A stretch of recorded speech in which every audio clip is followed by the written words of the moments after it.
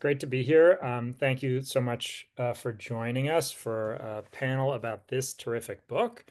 Um, and I'm delighted to be able to ask some questions for a little while. And I'll say that if you have questions that come up as we're talking, you can feel free to put them in the chat.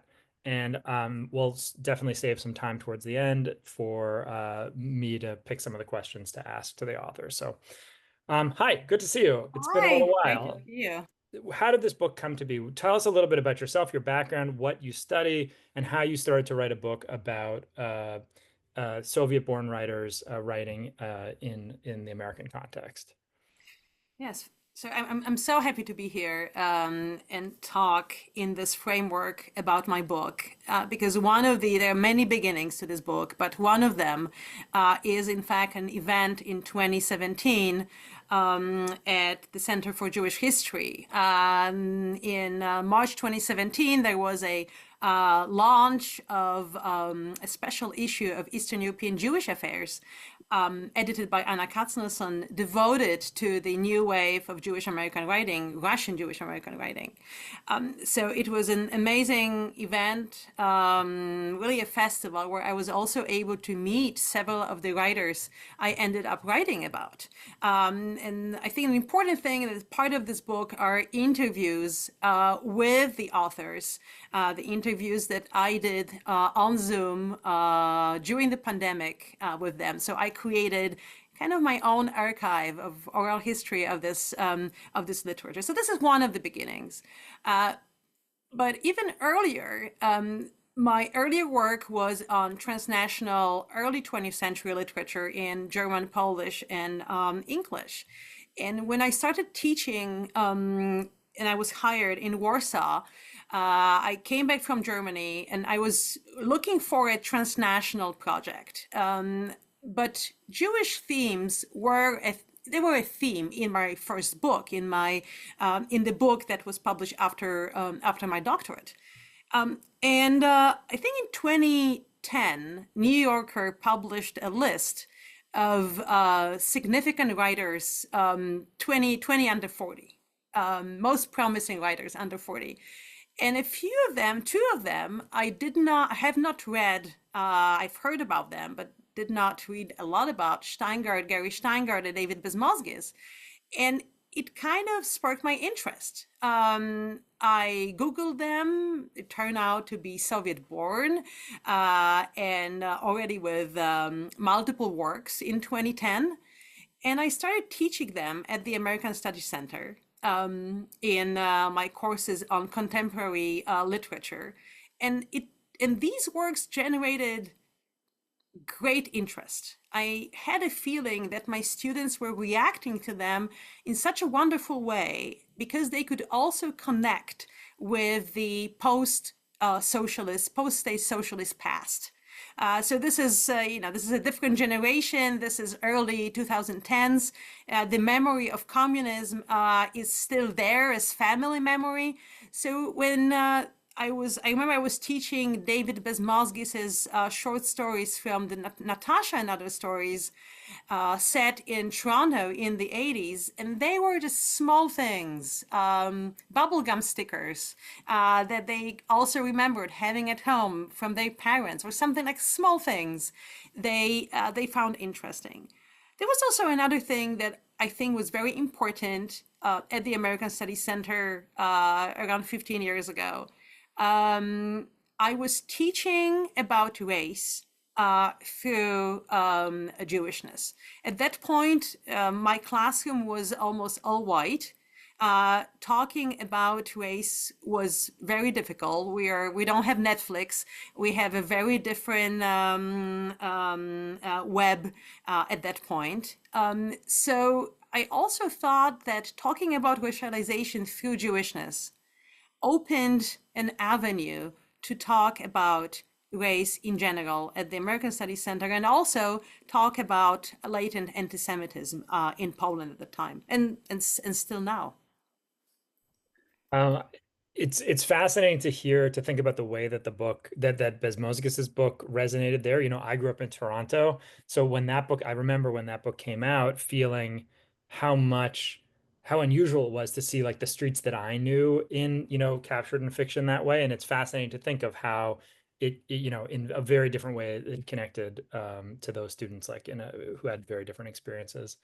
Um, I want to ask you a little bit about, I think what's complicated about some of the work we all do as literary scholars is that there's a tension between, um, or at least a question around how literature interacts with like real historical facts and people. In the title of your book, there's this generation of people who were born in the Soviet Union and who immigrated to the United States and who lived their lives. And that's a fascinating group of people to write about, to think about, to tell the history of.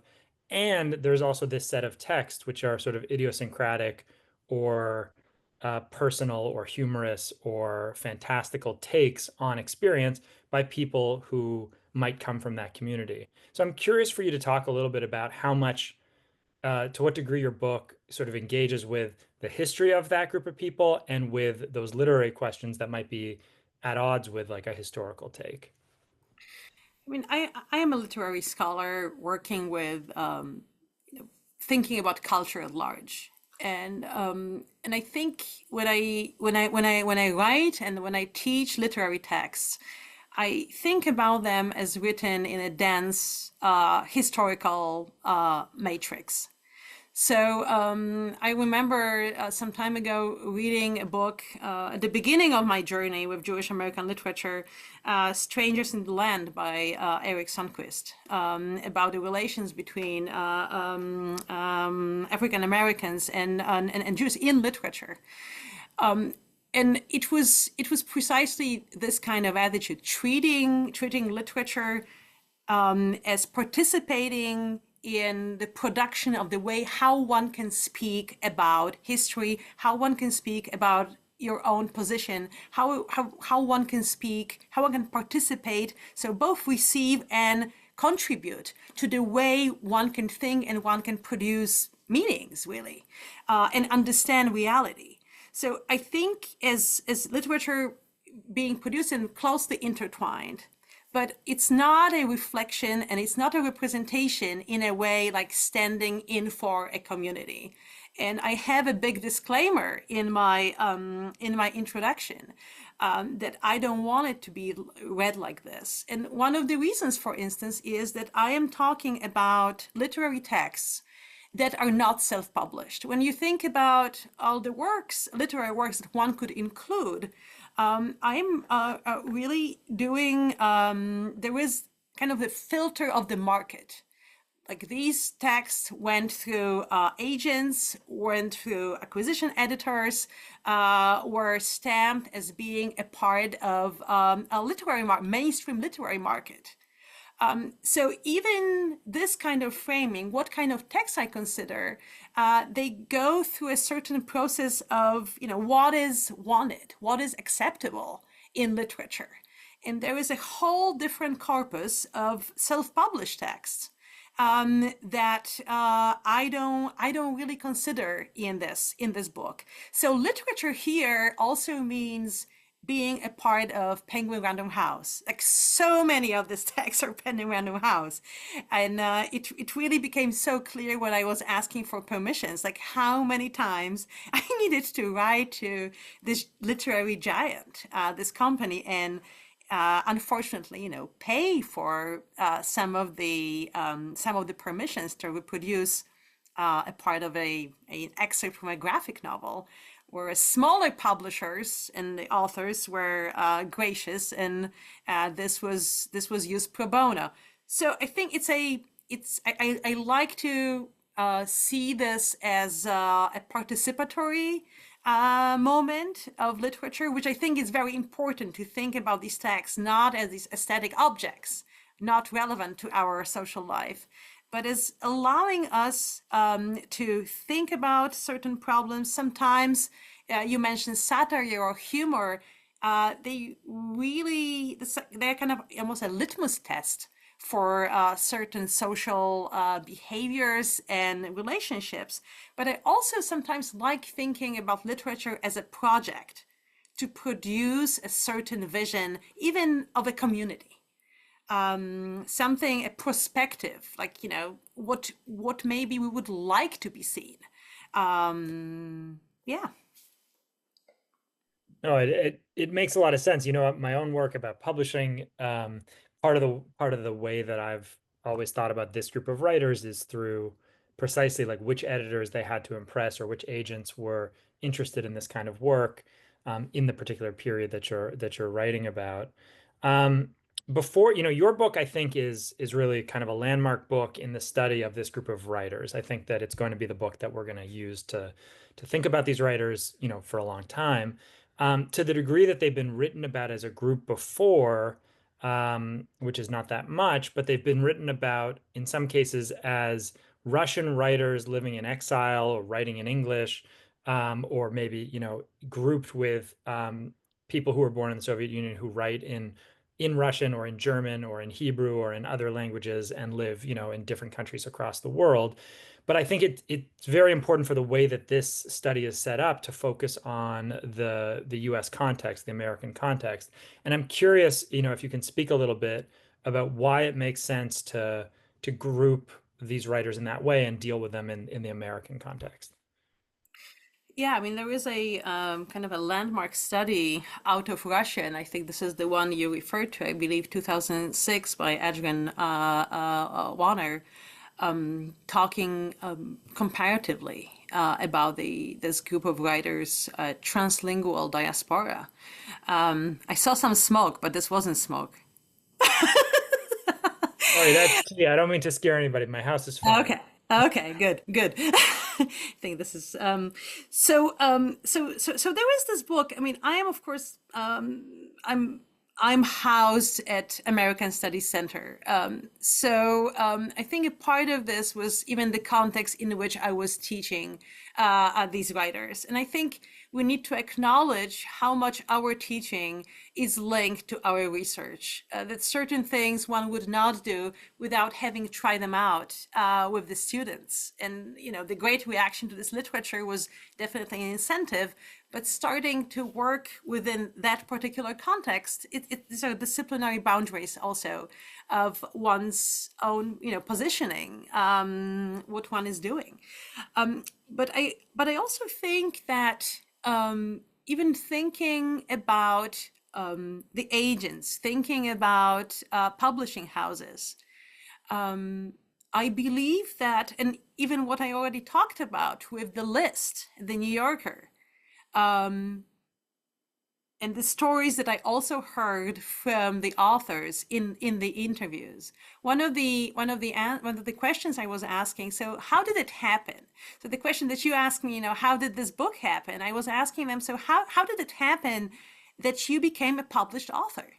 So it's not even about, writing per se, what muse and inspiration, like, all of these stereotypes, but how did it happen that we can actually pick up this book? And these stories are a lot about the processes of selection and canonization, and about American literary market, about identity politics, about categories, about what one needs to fit into to become published. What kind of blurbs can be written comparing this work to something else previously successful. So this was very important for me to understand what kind of shaping needed to happen for this book to arrive on the American literary market. And reading through Jewish American themes, established ones, was a way for me to get at this. So on the one hand, I believe that these books exist and have been successful and important because they pick up the canonical, the significant, the present themes of Jewish American writing, and then do something different with them. So sometimes, my PhD students ask me, okay, so how do I get published in a good journal? And then I most often say, okay, you need to do something canonical with a twist. And I believe that this literature, does something like this. It's not totally outlandish. And I like explaining this, like we know about Eastern European Jewish tradition, but it comes with a twist. And the twist is, I believe, Soviet born and this prehistory of, say, socialism. I, I mean, I think there's something really powerful in that, because I think that when I think about the writers you cover, um, we don't think of them as so formally inventive. We think of them as writing sort of in sort of conventionalized forms, as much as they might do bring something new to it or have their own voice. They're not writing radically experimental fiction. And that's part of the way that those novels feel like they can represent a social movement or a set of people is that they're recognizable in that way. Whereas something, you know, it, for instance, it's interesting that poets don't really figure in this kind of project, even though, of course, there are plenty of poets who were born in the Soviet Union and now write in English or in America. And I think that might have to do with some of those same questions. Mhm. Also, I have to say I had a big disclaimer, that I'm not writing about poetry in this book, and it was taken out by the editor. Um, but the question is why I'm not writing about poetry is because my first book was about poetry, and I wanted to, I wanted to do something else. But Ilya Kaminsky is an incredible poet, very interesting formally, but on the other hand, also picking up various themes that are well established.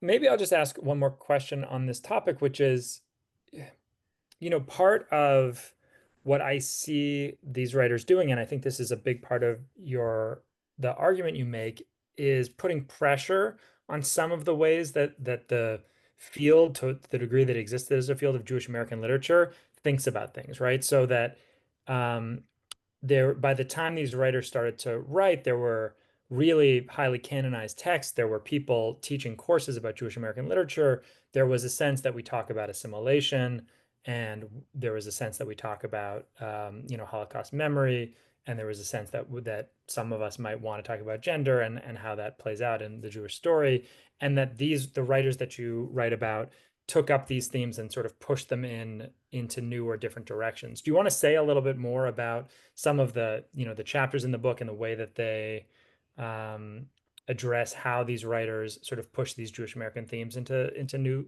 territory?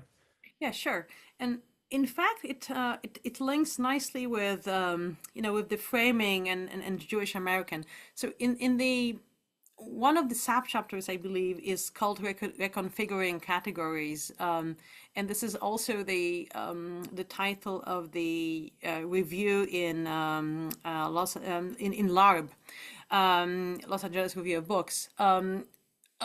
And in the review says, something like this. Okay, so you can think about this in the context of Jewish American, but they are really transnational, right? But I think it's interesting, why I thought having the Jewish American framing is so effective as argument, because I see this not as this ephemeral group of or grouping of writers, but as a body of text that intervene into our some staple ways of thinking. So some of this is I like talking about the Holocaust, because it has been so present, and it really brings a new dimension, I believe. And also historical research on the Holocaust in the East has been on the rise. There are more and more works about the survivors, so-called flight survivors or indirect survivors. So the survivors who survived in Russian hinterland, deep in the Asian part even. So talking about these survivors, for instance, redefines how we think about survival, what kind of stories these are, what survival means, where it happens, I think location is also very important. And it expands this category of survival. The novels that and the texts I consider, because they are not only novels. There is also a graphic novel I talk about. This is Julia Alexeyeva's Soviet Daughter, that I highly recommend. It's very interesting also for its gender politics and the daughter and the great grandmother. These are precisely stories of flight, in 41. So this is one of these rewritings, let's say, or reconfiguring. Another one that I would like to mention has to do with American communism. So here, communism comes as lived experience, not as a project in which American Jews were involved in interwar years, but as lived experience of a system. And I talk about in the vignette I open with how much this is a slur. Like we heard about Comrade in the past weeks before the elections, but how this is a slur, and how seeing the real life under state socialism can also rewrite the expectations, what this category means in Jewish American writing. I imagine a lot of people listening to us, like probably the two of us, read the article that Franklin Foer published in The Atlantic back in March, that was called "The Golden Age of American Jews is Ending." And that obviously had, had something to say about the contemporary political moment. But for those of us who work in this field, people sort of have been saying that for a long time. There have been articles, pretty regularly every few years about how Jewish American culture is sort of reaching an endpoint, or is not. There's no life to it, or there's no thickness to it, or there's no depth to it, or whatever other sort of argument you want to make about it. It's that at least has been said for at least 50 years, maybe more. And it made me think, what I'm interested in is the way that, in sort of pushing back against some of the categories of Jewish American literature, your book might speak back to those narratives. Like, in other words, if we see people making those claims about like Jewish American culture ending in the 20th century, in the 21st century, how do you make sense of this, flowering of post-Soviet culture that happens? So I'm curious if you want to give a sense of like how this moment, that you cover in the book sort of responds to those narratives. Yeah, I think it's really interesting, and exactly, like if you think about the death of Jewish American writing, this is Irving Howe in the 70s. But I think this argument by Howe is in fact taken up by David Bezmozgis in his essay in 2014. And I think the essay is titled "The Death of Jewish American Literature Again." The end. It's not the death, it's the end. The end of Jewish American literature again. And it precisely responds to this kind of thinking. But before I talk about Bezmozgis, I want to say something that in fact is, from my other field, gender studies. We often think about crisis of masculinity, and there are so many narratives of crisis of masculinity. And one of the arguments is that to be in crisis, that you need to be privileged. Like there needs to be a certain status you need to fall down from.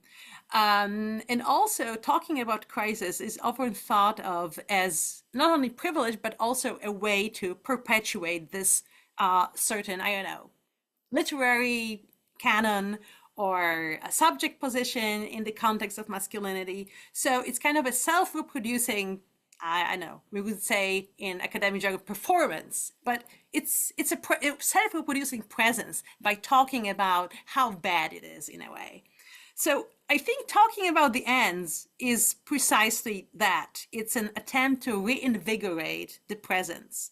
And I believe that, the more we talk about it, this is kind of an antidote to the diagnosis. But what Bezmozgis says is, Howe was thinking about the end of Jewish American writing because migration happened so long ago. And he thinks that migration was what was energizing writing, and now there was nothing more left to talk about because migration is, second, third, fourth generation migrants, and the post-war assimilation did the trick, so to speak. And Bezmozgis says, no, Howe did not account for this new wave of migration. And he very much thinks that precisely this moment of migration establishes these new ways of thinking and may precisely give some more energy. And I think this is why it was very important for me to have migration in the subtitle of my book, because I believe that a lot of what I'm talking about and the reconfiguration of categories has to do with one, being Soviet born, but this moment when one is Soviet born and in the US. So the migrant experience or literature of migration.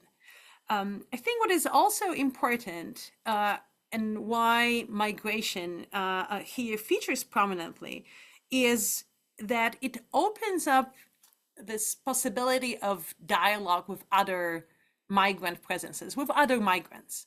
And I also talk about this. So I believe that this recent wave of, still a relatively recent wave of migration allows this literature also to enter the conversation about literature of migration more generally in the US. So I think that this book, what it does when we think about, Jewish American, it opens back up to larger society and larger societal concerns. One may like this perspective or not. I'm kind of, as an Americanist, I'm definitely very much interested in this to put it into a larger context. Do you want to give an example of like some of the ways in which you make those connections between this particular group of writers and writers, writing from other geographic or historical sort of experiences? I think it's really interesting that there are several moments in this writing in which the writer is a protagonist. So this is kind of, there was this extra level present in this writing, kind of reflecting upon the process. And we know this very well from literature generally, but this self-reflective moment is, I think, very interesting. One of the examples, and I think this is the novel I closed the book with, Lake Success by Gary Shteyngart. It's and also ironically, this has been considered very often a Trump era novel. So thinking about this book as closing my monograph today is, very interesting, and it's interesting to reread this again. I was writing this 2 years ago at this point, this particular chapter. But over there, you have a hedge fund manager who always wanted to be a writer. And the hedge fund manager is an American-born, very prosperous Jewish person. And he, in his marvelous condo in Manhattan, he has a neighbor, a Guatemalan writer, a Jewish Guatemalan writer. And in these conversations that they have, a lot of identity politics, for instance, comes very much into play. These questions that I already alluded to of, positioning, what success means, how the Jewish Guatemalan writer says, I get paid all these exorbitant amounts of money, like $20,000, because I fit very well to multicultural curricula.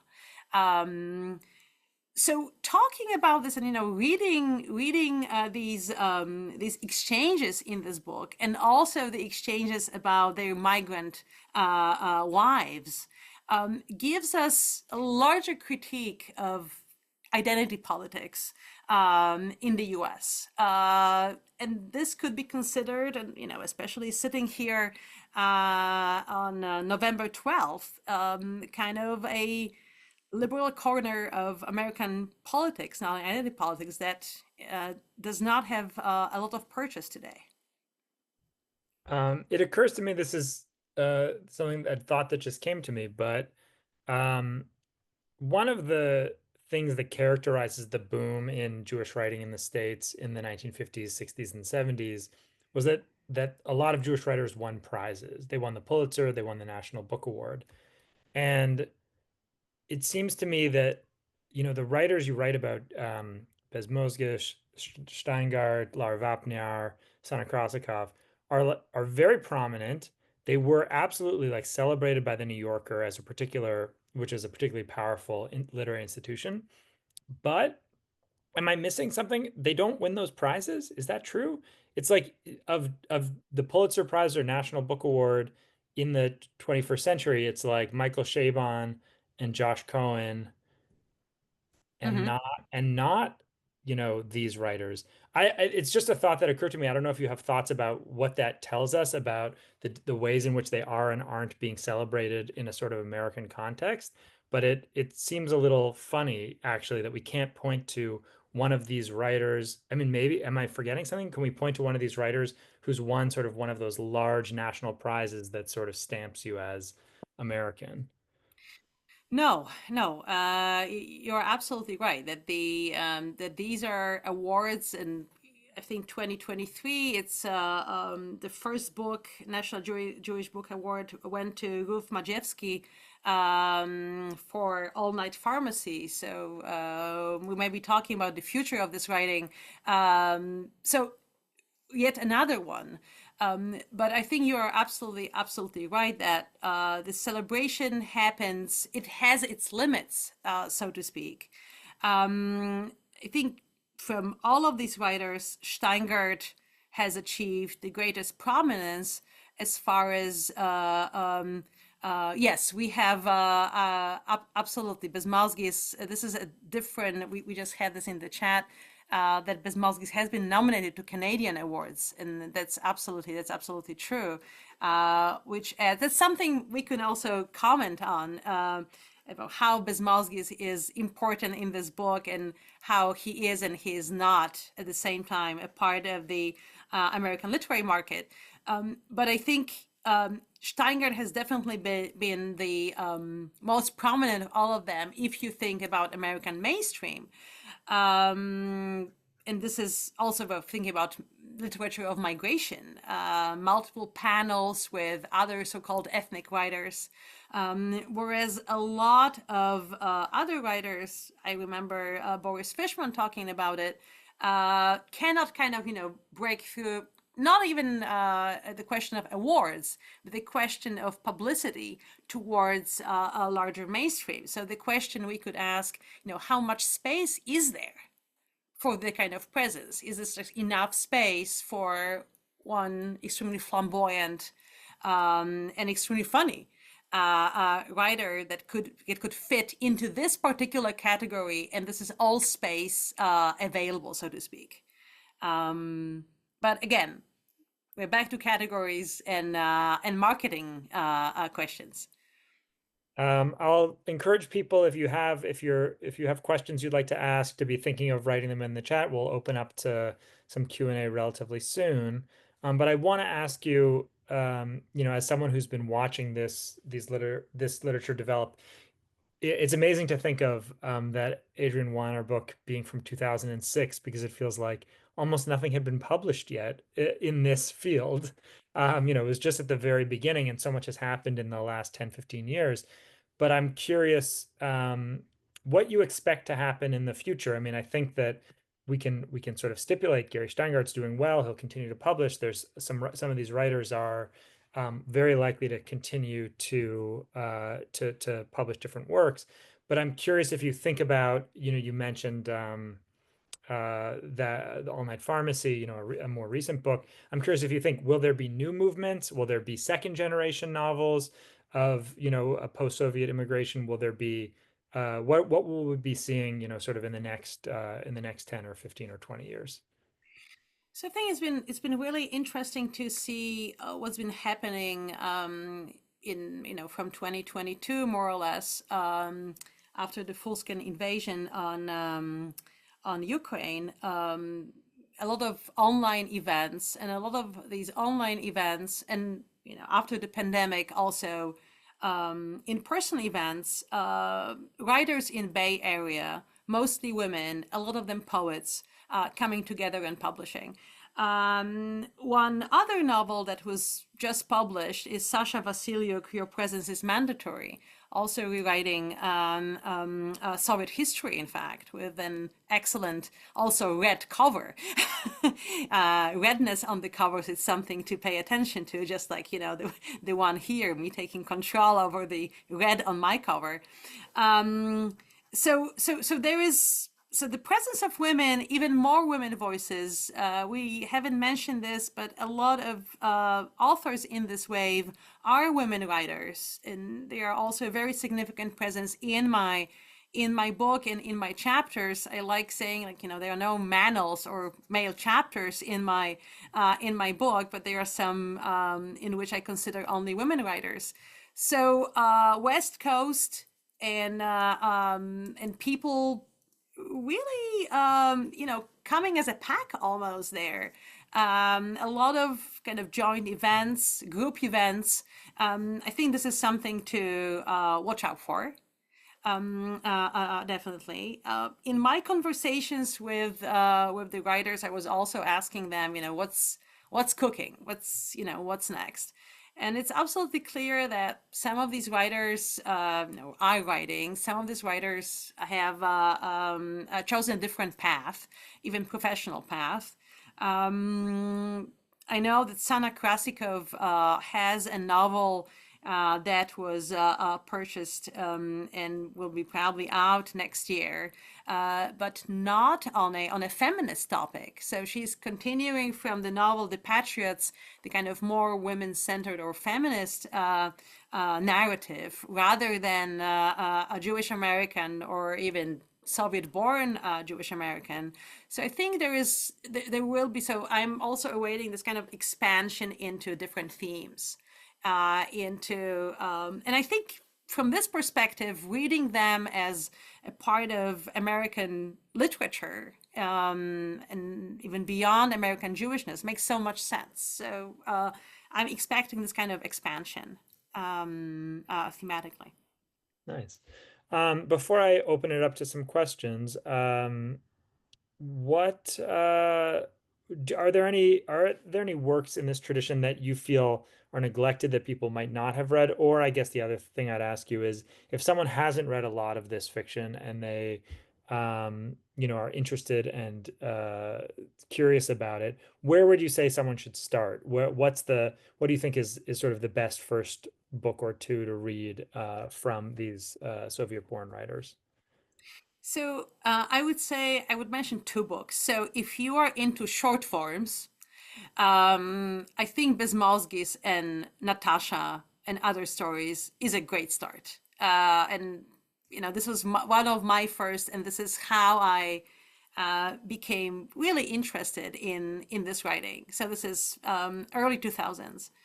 Another book, if you are into larger works, I would go with Sana Krasikov's The Patriots. This is a very interesting text. It's I showed this, but this is like 800 pages. This is a thick one. So if you start liking it, it will, end slowly, which is a good thing. And I mentioned Krasikov because this is a book that also precisely rewrites American communism. You have a re-migration story. You have a daughter, so this starts in the 30s. You have a daughter of Russian Jewish migrants who immigrates to Soviet Union in the 30s. She lands in Gulag. There is a son who grows up in an orphanage. There is the whole story about him in the Soviet Union and him immigrating back to the US, and then third generation coming back, a young one coming back to Putin's Russia, trying to make oil deals. So you have, so the question of migration, there is so much migrating and so much movement. So it does something to our idea about communism and state socialism. It does something to the idea, how migration works. Is this really kind of migration is the end? So, this book shows that there is so much more that can happen, and transnationalism is so important here. And also this idea that you have a female protagonist getting on the ship and just sailing away to the Soviet Union.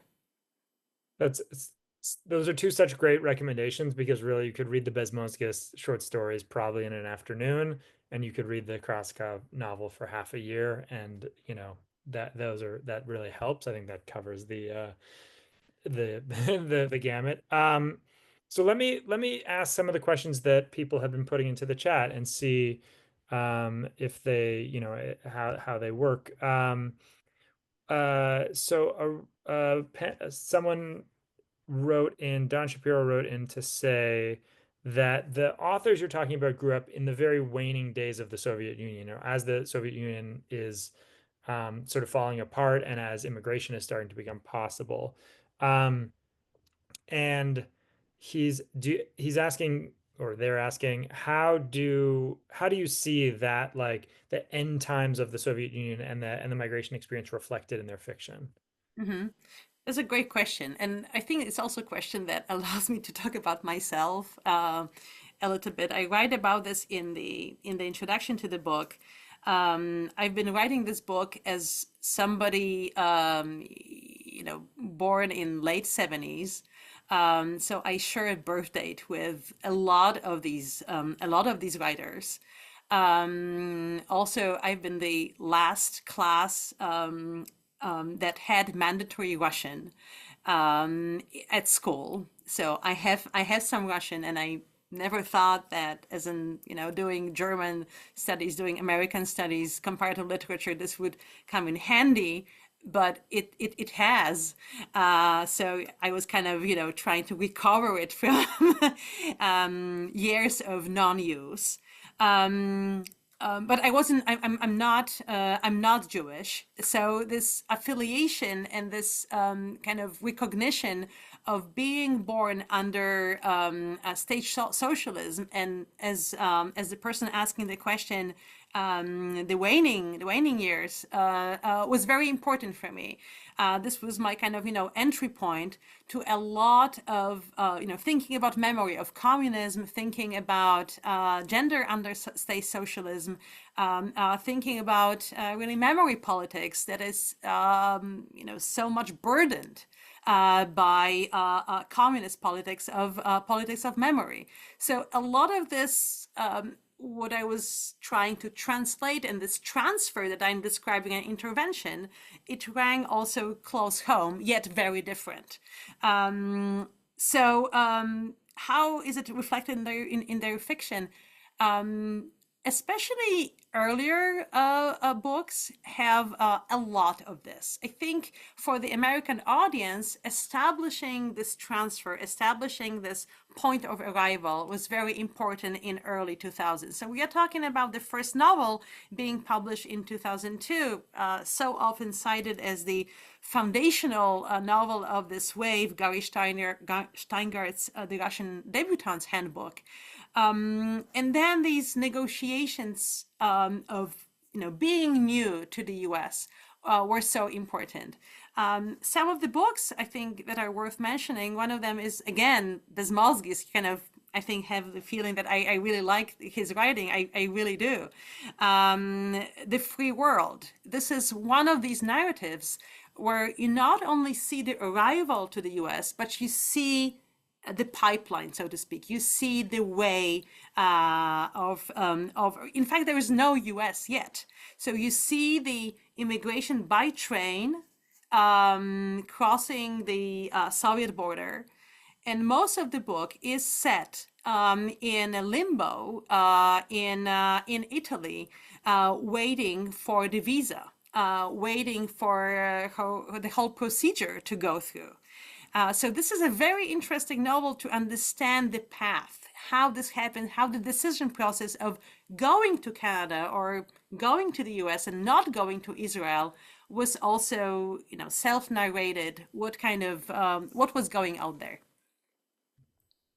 I also it's a great answer, and I also think what occurs to me is in that first Shteyngart novel, um, it aligns with a lot of other American non-post-Soviet writing that in some bit larger or smaller way just understood that like Prague was the place that young Jewish men went in the late 90s and early 2000s to like hang out and live cheaply and write and drink beer. So you have Jonathan Safran Foer's novel, which sort of has something to do with a trip to Prague, and you have like Aaron Hamburger had a book of stories about Prague, and Josh Cohen was in Prague at some point early in his career. So there's that sense of that the something about the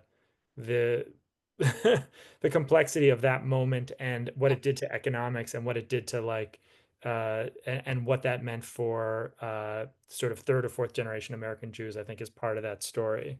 Yeah, Um, I have to say, as a person from Poland, we kind of have a little bit of a resentment towards Prague, and like, why Prague and not Krakow even?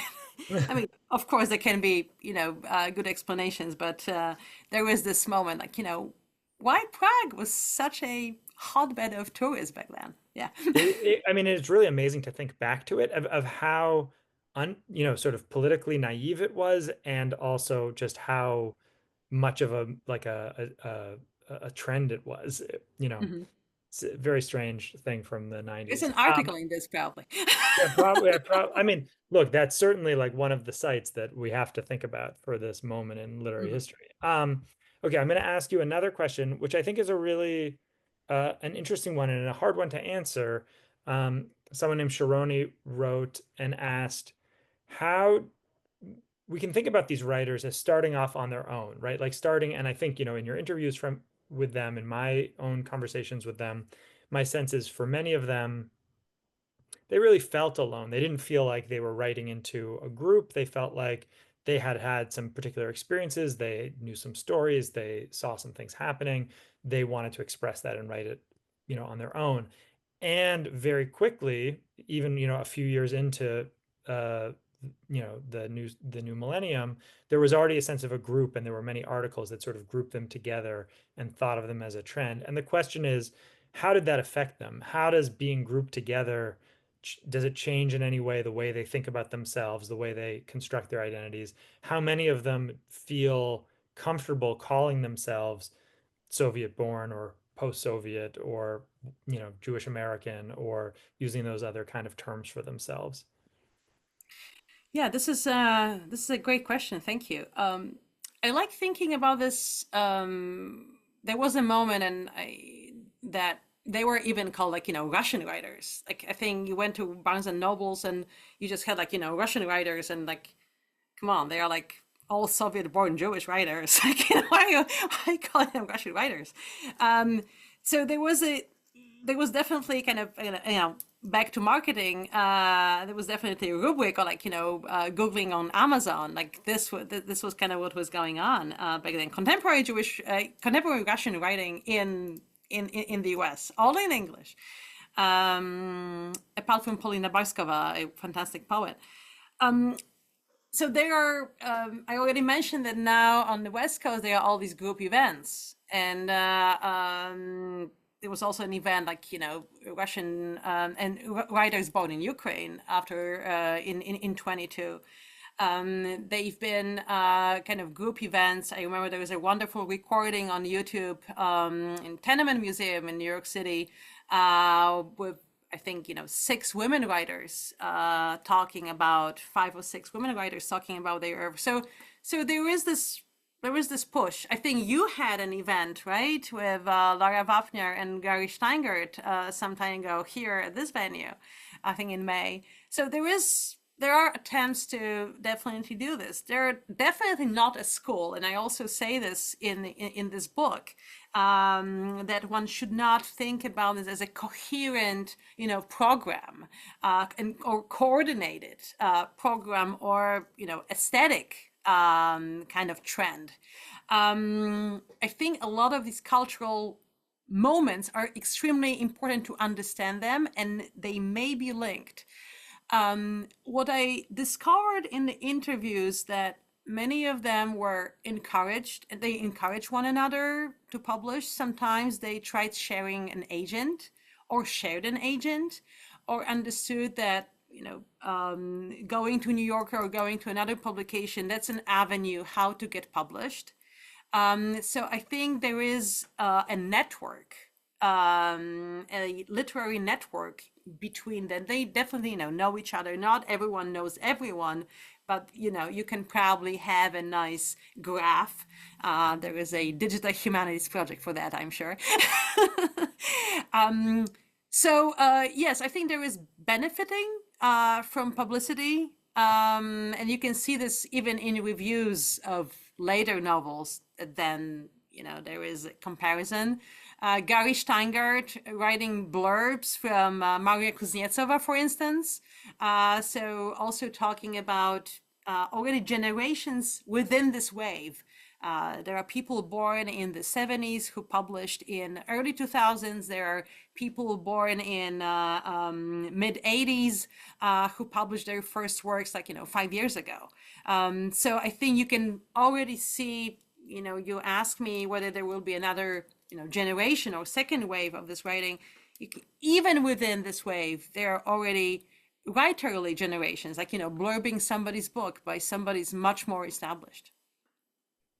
It makes me think too that part of what we might, one of the ways to think about this moment is also to look at other art forms and look at musicians, theater makers, other visual artists, and think about, how, to what degree there's any coherence or connection between writers who share some different biographical experience, but, may work in different genres or Mhm. forms. I mean, one Uh, of the just, very quickly, and one yeah. of the things that, next step for this, I am collaborating already with a German studies scholar from the UK, and we are trying to think, now in 2024, comparatively about this literature in German-speaking literature in Germany and Austria, and also Hebrew and Russian-speaking in Israel, and even English-speaking in Australia. So there is also that. So, these comparative ideas are definitely kind of the way to go, and try to figure out what this historical matrix may be. Yeah, no, it's very exciting. I don't know if you've seen one thing I'm excited about. There's a director named Igor Golyak who has a theater company called Arlekin, and they've been doing their versions. It's a sort of post-Soviet company, and they've been doing their versions of a lot of classic Jewish theater. So I saw them do a very inventive take on the Dybbuk, like the Ansky play. Hmm. And they're just about to open, I think, in New York City, a version of Merchant of Venice, which I don't know if I'm going to get to Wow. see, but I think Hmm. it's them doing it from a very particular perspective. And I think that some of that energy of taking old categories and reframing them or taking them from a new perspective, that's some of the work that like we're seeing happening right now, and it's pretty exciting. um I think we're getting close to the end of our time. um is there anything, what else would you want to tell the people gathered here about um what they can expect if they pick up your book, and what they can look out for? I mean, I think, I end this book on this, I would say, very positive and kind of hopeful note. like, really against the end of Jewish American writing. And, maybe this is what I need to say as an professor of American Studies Center. Like, I need to have things to teach and new things to introduce, new texts to introduce to my students. Maybe it's my bias and my positioning, what I kind of need to say to protect my job. But I like thinking that also this writing, and there is so much Jewish American writing that can be considered a site of critique. Starting with these texts and seeing a larger critique of social processes, of representations, of trends like identity politics. A lot of this happening in this fiction. So I believe that there is a good number of texts that allows us to not only rewrite these categories of Jewish American writing, but also kind of enlarge our scope of critical perception of who we are in the U.S. Amazing. Well, I think that's a great note to end on. And, these are hard times. There's a lot of, I think a lot of people here in the US are feeling a lot of fear, but I think that being being a scholar of American studies living in Poland, you have so much to offer us in terms of like wisdom and vision of like what we're facing. And I just appreciate that a lot. Thank you so much.